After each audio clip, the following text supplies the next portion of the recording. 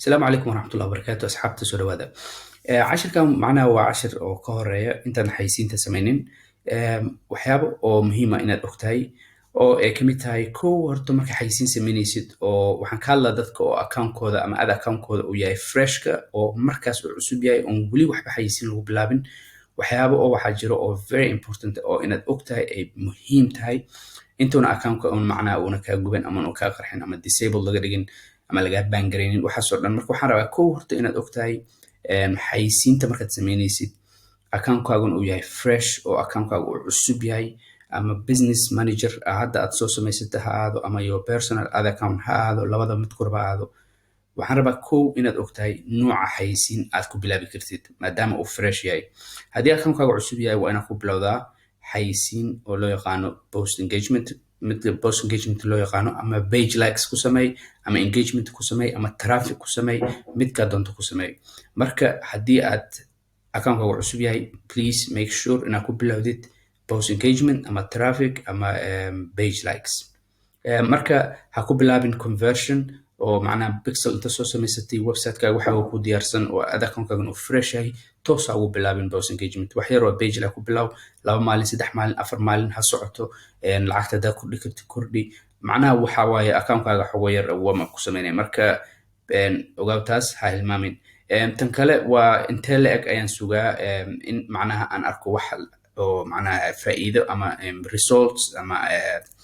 natiijo waxa rabtaba haddii xayisiin aad samaysid waa inaad ogtahay inaad sugto at least markii oo ugu yartahay maalin iyo 2 maalmood maalin iyo 2 maalmood marka adiga normally waa inaad 3 maalmood sugtaa xayisiinta 3 maalmood inay socoto haddii dollar maalinta ku saaran tahay haddii $2 ku saaran tahay haddii $10 ku saaran tahay whatever is in macnaha oo Facebook oo ku keeno information data anta akhriso aad dhigi karto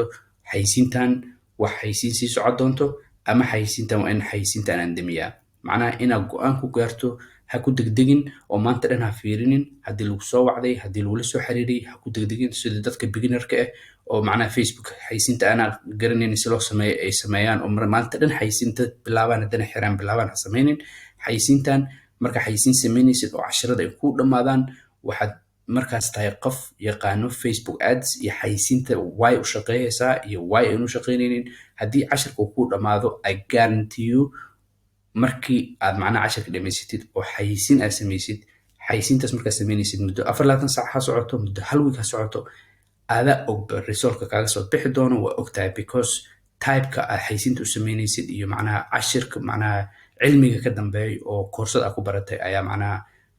kaa saari doono inaad walwasho marka xayisiinta samaysid oo xayisiintaada soo approve gareeyo oo kadib maanta dhan fiirisid oo lacag ay gubanayso macnaha aad saas u fikirtid